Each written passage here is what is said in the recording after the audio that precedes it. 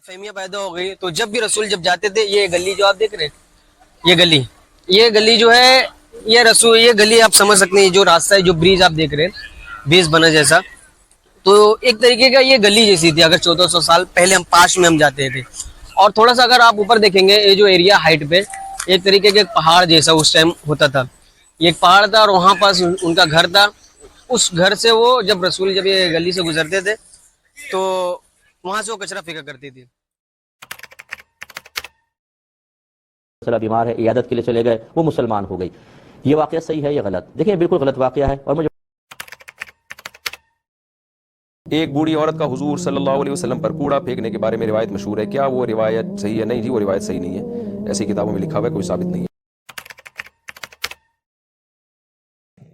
कूड़ा करकट अल्लाह के नबी सल्लल्लाहु अलैहि वसल्लम के ऊपर फेंक दिया। मेरे भाइयों, ये वाकया झूठा, मन घड़त और लोगों का अपना बनाया हुआ है। हमारे नबी सल्लल्लाहु अलैहि वसल्लम ने ऐसा कभी नहीं किया है और ना हमारे नबी सल्लल्लाहु अलैहि वसल्लम के साथ ऐसा हुआ। बचपन से कहानी सुनते आ रहे हैं, मैं एक कहानी कहूँगा। कहानी सुनते आ रहे हैं कि रसूल जब अपने घर से निकलते थे तो रास्ते में गली में एक बूढ़ी का घर था और उस बूढ़ी का घर की हाइट काफी ऊंची थी। ठीक है, तो जब रसूल नीचे से जब जाते थे तो बूढ़ी जो औरत जो थी वो कचरा जमा करके उनके ऊपर फेंका करती थी।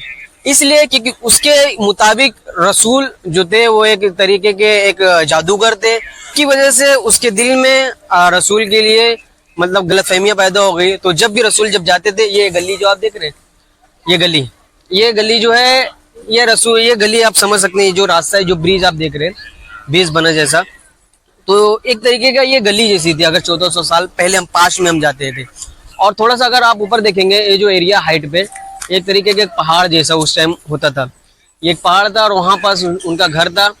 उस घर से वो जब रसूल जब ये गली से गुजरते थे तो वहां से वो कचरा फेंका करती थी। और रसूल का घर, अब अगर मैं पीछे जाता हूँ तो रसूल का घर देखें जब कुछ कदमों पे है, जैसे यहाँ से यहाँ तक अगर इस टाइम में गिनूं तो ऑलमोस्ट 2 and 3 मिनट्स में मैं पहुंच जाऊंगा, इतना गरीब में था। और ये उस वक्त की बात है जब 40 साल की एज के बाद रसूल के ऊपर जब नबूवत आई, यानी 40 साल की एज के बाद रसूल की नबूवत आने के बाद लोगों की, जाहिर सी बात है, नबूवत से पहले हर किसी के लिए रसूल के दिल में मोहब्बत थी। रसूल के लिए हर किसी के दिल में मोहब्बत थी कि रसूल बहुत नेक है, बहुत अच्छे है, हर किसी की मतलब रिस्पेक्ट करने वाले बंदे। अगर कोई मोहताज है तो उसकी रिस्पेक्ट, उसकी सबसे पहले उसकी हिफाजत करेंगे। अगर पैसे से लाचार है, कोई परेशान है, तो सबसे पहले उनकी परेशानियां वो देखेंगे, फिर कहीं जाके अपना पेट, अपनी जरूरत देखते हैं। वो रसूल थे, इसकी वजह से हर किसी के लिए मोहब्बत थी।